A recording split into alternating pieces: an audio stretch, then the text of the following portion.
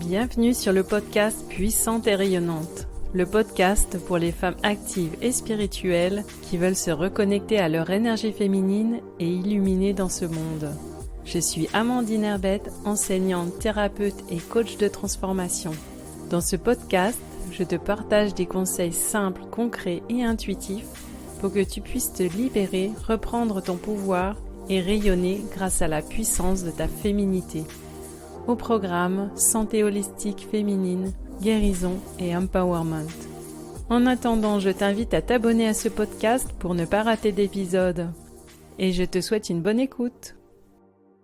Yarana, bonjour. Aujourd'hui, je vais te parler de l'équilibre entre l'action et le ressourcement. C'est un épisode de podcast un petit peu plus spontané où je vais te parler aussi de mon expérience personnelle. Alors pourquoi parler de cet équilibre entre passage à l'action et ressourcement? Peut-être que tu l'as ressenti aussi ces dernières semaines, ces derniers mois, l'énergie est très très forte. Ça a commencé même à la fin de l'année dernière. Et en ce moment, à l'heure actuelle où je parle, il y a un shift énergétique. Et d'ailleurs demain c'est la nouvelle lune et certaines personnes disent que c'est une nouvelle année énergétique. En tous les cas, ce shift énergétique, dans ce shift, on voit vraiment les entrepreneuses féminines qui bougent, qui passent à l'action. Et je le vois vraiment dans ma communauté autour de moi à Tahiti et autour de moi aussi dans les personnes que je côtoie sur Internet depuis plusieurs années. Et de mon expérience personnelle, je suis une femme qui passe beaucoup à l'action. J'ai une énergie yang assez développée. Et peut-être que vous me connaissez déjà et vous savez que j'ai travaillé dans un milieu masculin dans mes premières années de salarié. Et je travaille sur des chantiers en Nouvelle-Calédonie. D'ailleurs, j'ai fait un podcast là-dessus également. Et j'ai été aussi très entourée par mes frères, mes cousins, mes copains. Et j'ai souvent préféré être avec des hommes qu'avec des femmes. Je l'explique pas trop pour l'instant, mais j'ai mes petits indices. En tous les cas, j'avais souvent qu'une seule copine et j'aimais être entourée par des hommes. Et ça m'a permis en fait de développer ce sens de l'action et ce courage aussi. Et le fait d'avoir travaillé sur des chantiers, ça a énormément développé mon courage. Parce que ce qu'il faut savoir, c'est que j'étais quand même une personne très très timide à l'époque. Je me rappelle quand j'avais passé des entretiens pour mon stage de fin d'études, donc quand j'avais 23 ans, j'avais raté tous mes entretiens. En fait, je ne savais pas du tout parler de moi, j'étais timide, je mettais pas en avant mes qualités, j'avais pas vraiment préparé l'entretien aussi, et donc je ratais tout. Et l'heureux hasard a fait que j'ai postulé pour une offre en Nouvelle-Calédonie, une offre de stage, et donc je l'ai eu directement. Je pense que c'est l'univers qui m'avait bien dirigée pour partir à l'autre bout du monde. Et pour parler de ce passage à l'action, dans cette énergie actuelle, pour moi c'est quelque chose, c'est comme si c'était une vitalité. Quelque chose qui m'énergise et quelque chose qui me fait vraiment aller de l'avant. Parce que j'ai des objectifs aussi pour mon entreprise, j'ai des objectifs personnels et cette énergie que j'avais peut-être moins l'année dernière ou les années précédentes pendant le Covid où on était un petit peu où l'énergie était peut-être un petit peu plus léthargique, on savait plus trop où on en était. Cette énergie, en fait, je l'ai récupérée, l'énergie que je laissais fuir de moi, en fait, je l'ai récupérée et ça m'a permis de passer à l'action de façon plus intensément pour ces derniers mois et d'autant plus efficacement. Et quand on est une femme, c'est d'autant plus important de prendre des moments pour se ressourcer. Et également quand on est un homme, bien sûr.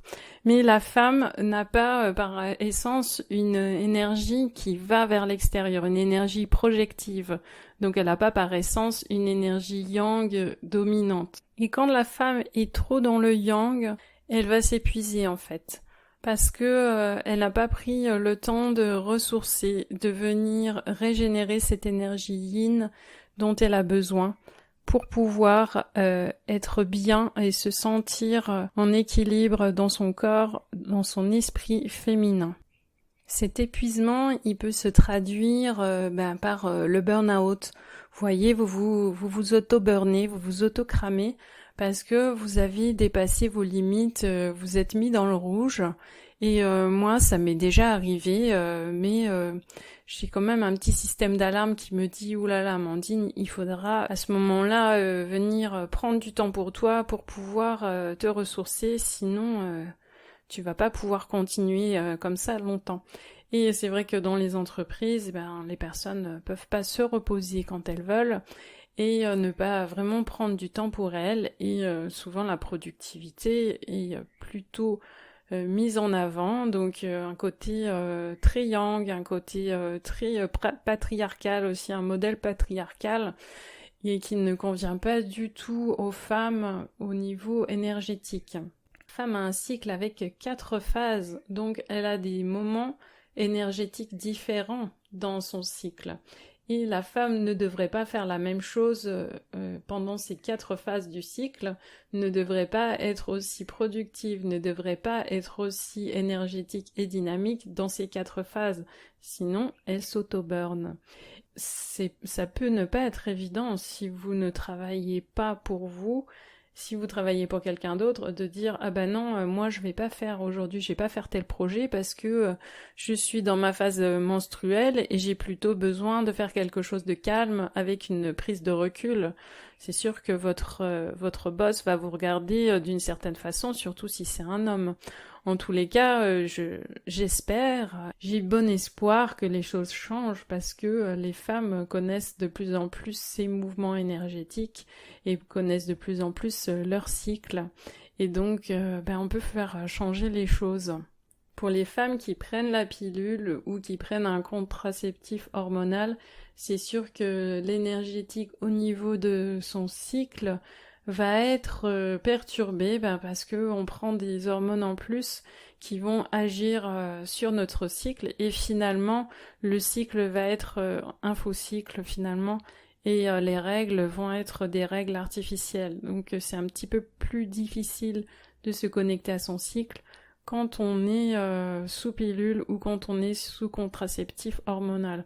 Quoi qu'il en soit, vous pouvez quand même observer et essayer de distinguer les 4 phases différentes pour pouvoir savoir dans quelle énergie vous êtes.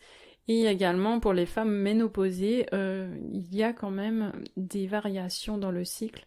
Donc je vous invite vraiment à vous observer et d'aller regarder les différentes phases du cycle. Et c'est vraiment un bon outil pour pouvoir gérer son énergie.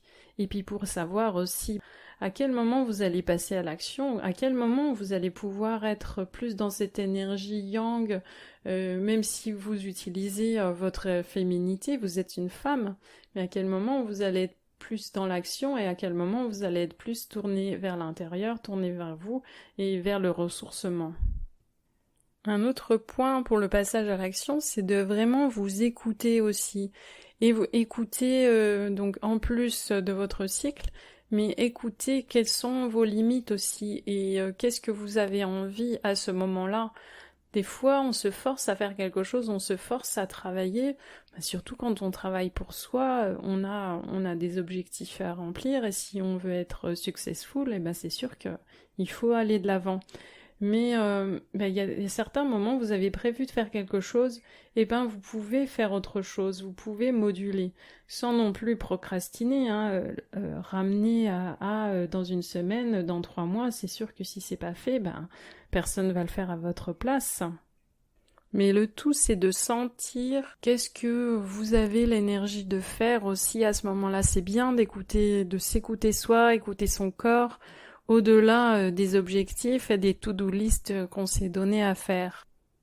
Un autre point, c'est aussi par rapport au sport. Alors moi, j'ai fait pendant plusieurs années, depuis 2015 jusqu'à environ 2021, j'ai fait de la compétition en VAA, donc c'est la pirogue polynésienne.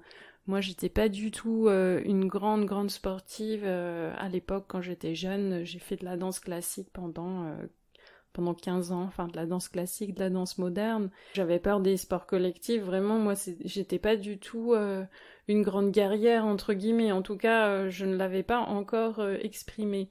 Donc je me suis mise à faire de la compétition en pirogue. C'était vraiment quelque chose qui me plaisait déjà d'être sur l'océan. Le fait de me pousser à fond comme ça m'a permis aussi de pouvoir dépasser mes limites dans ma vie, renforcer mon courage aussi, et puis savoir que si j'étais capable de ramer plus de 20 km sur une pirogue individuelle, donc un V1, j'étais capable de mener de grands projets dans ma vie, et plus rien ne pouvait me faire peur. Bon, finalement, j'ai arrêté la compétition en pirogue parce que j'avais l'impression, enfin c'était pas une impression, c'est que ça me déconnectait aussi de ma féminité et ça n'était plus du tout un équilibre, c'était devenu en fait une protection pour moi. Et donc j'ai arrêté la compétition en pirogue. Finalement, j'ai repris la compétition en stand-up paddle. Donc c'est un sport que je trouve peut-être un peu plus féminin, où on peut danser sur les vagues, sur l'eau, et moins en force. Et donc ça correspondait aussi beaucoup plus à mon gabarit. Finalement, maintenant, la compétition, je me mets moins pression par rapport à ça. C'est plus un challenge avec les copines pour se dépasser, parce qu'on se motive entre nous. Et ça me permet aussi de garder une énergie active par rapport à ma vie, à mon activité professionnelle. Ça garde en fait du feu dans ma vie. En tous les cas, il est important d'écouter son corps quand on fait du sport intensément, et si on adore être en mouvement, si on adore faire du sport, c'est important de s'écouter et de regarder à quel moment on va avoir plus ou moins d'énergie, et par rapport à ça, moduler, faire quelque chose de différent. Moi, si j'ai passé une grosse journée et que j'ai accompagné des personnes, j'ai massé des personnes, par exemple, si je sens que j'ai une énergie qui est un peu plus faible, je vais juste aller nager ou des fois m'allonger au soleil sur la plage et me ressourcer, vraiment me régénérer de cette façon. Donc c'est vraiment important de s'écouter. Concernant les périodes de ressourcement, alors pour moi c'est quelque chose qui est très important aussi. Et je t'avoue que par moments, je me suis mise et je continue à me mettre dans des petites périodes de burn-out. Alors ça dure pas longtemps, je réagis assez vite parce que y a l'alarme zone rouge qui commence à sonner. Et donc je me dis, bon Amandine, tu ne t'es pas mise en entrepreneur pour être en burn-out et être fatiguée, tout ce que tu fuyais avant dans ta vie salariée. Donc moi, ce que je fais quand j'ai des périodes intenses de travail, après, je me prévois soit des vacances. Je pars pas forcément à l'autre bout du monde. Je fais quelques dizaines de kilomètres, ou alors je vais sur l'île qui est à côté. Ou alors, je me prends un week-end prolongé, je me prends mon vendredi, des fois je me mets un week-end à partir du jeudi midi. Donc je travaille bien tout le début de la semaine et je me mets un week-end le jeudi midi et je suis bien par rapport à ça. Et je prends du temps pour moi, pour faire des choses, pour me faire masser, pour faire les sports aussi que j'aime, pour prendre soin de moi, pour faire des automassages, pour suivre des formations en développement personnel ou alors par rapport à l'énergétique féminine aussi, pour apprendre de nouvelles choses. Et je prends ce temps-là aussi pour moi, faire du yoga. Et c'est très important. Et puis aussi me sociabiliser, aller voir mon entourage, mes amis et puis toutes les personnes que j'aime autour de moi. Et avec ces périodes de ressourcement, je réussis à faire de l'espace mental et énergétique en moi. Parce que quand on est beaucoup dans l'action, on est beaucoup dans le yang et aussi dans la réflexion. Donc quand je parle de l'action, ça va être aussi l'activité intellectuelle, surtout si c'est par rapport au travail. Quand on est beaucoup dans l'action, en fait, on sature notre espace. Et il n'y a plus d'espace vide. Et dans le Qigong, dans le Tao, on dit qu'il faut faire de l'espace pour pouvoir amener quelque chose de différent dans sa vie. Et avec le ressourcement, on arrive à calmer son système nerveux. Et puis, au fur et à mesure que ça décante à l'intérieur de vous, que vous ne vous faites plus de soucis pour X ou Y chose, ou vous ne pensez plus à votre travail, ce que vous avez à faire, ou alors des soucis avec votre famille, des préoccupations, des obligations, et bien là, vous commencez à refaire de l'espace à l'intérieur de vous et vous allez vous sentir mieux. Et quand il y a de l'espace à l'intérieur de vous, et bien vous pouvez amener la créativité. La créativité peut arriver, les idées nouvelles, et vous pouvez aussi vous connecter à votre cœur. Si on est trop dans l'action, on va être trop dans le mental en fait. Et le mental, alors il y en a plein qui disent le mental, l'ego, l'autre fois je regardais la mort de l'ego, etc. Ben non, l'ego, le mental, ils vont vous servir, bien sûr. On a besoin de cet intellect qui nous fait avancer. Quand vous avez fait de l'espace à l'intérieur de vous pendant ces périodes de ressourcement, eh bien vous allez pouvoir plus vous connecter à votre cœur. Et aussi, vous connecter bien sûr à votre guidance. Ça va plus être votre tête qui va vous donner des idées qui vont être conformes à ce que, par exemple, les autres attendent de vous, à ce que la société attend de vous, de ce qu'il est bon de faire. Non, là, vous allez avoir des idées vraiment qui vous viennent de votre cœur, qui vous viennent de votre guidance. Vous allez canaliser des choses, vous allez pouvoir vous connecter à vos capacités extrasensorielles. Et là, c'est génial. Et surtout, si vous êtes en contact avec la nature à ce moment-là, vous allez être d'autant plus connecté à vous, à votre grand vous, votre grand soi, votre âme supérieure. Et là, vous allez pouvoir réaliser des choses, vous allez pouvoir mettre en place des projets qui sont vraiment alignés avec ce que vous êtes, qui vous êtes, et avec votre cœur. Pour résumer et pour finir, trouve cet équilibre entre le passage à l'action et le ressourcement. Surtout si tu es une femme d'action, tu es une entrepreneuse, tu es une femme qui a beaucoup de yang. Il faut pas faire comme les hommes. Les hommes sont solaires, eux ont une énergie, un rythme différent. Ils ont beaucoup de feu, enfin pour certains en tous les cas. Équilibre ces périodes d'action, surtout si tu adores passer à l'action, et équilibre-les avec le ressourcement de ton yin. Et dans l'épisode précédent, j'ai parlé de comment nourrir son yin, comment y faire attention, et c'est vraiment de retourner vers l'intérieur quand on a passé beaucoup de temps à projeter son énergie à l'extérieur. Et tu trouveras dans mes prochains épisodes, dans mes enseignements, tous les moyens de prendre soin de soi en tant que femme active et occupée, prendre soin de son yin, prendre soin de sa féminité pour pouvoir être finalement soutenue par son yang tout en restant féminine, tout en déployant ses qualités féminines et gardant cette douceur, cette grâce pour pouvoir évoluer dans la vie. Je te dis à très vite pour les prochains épisodes et j'espère que tu as aimé cet épisode spontané.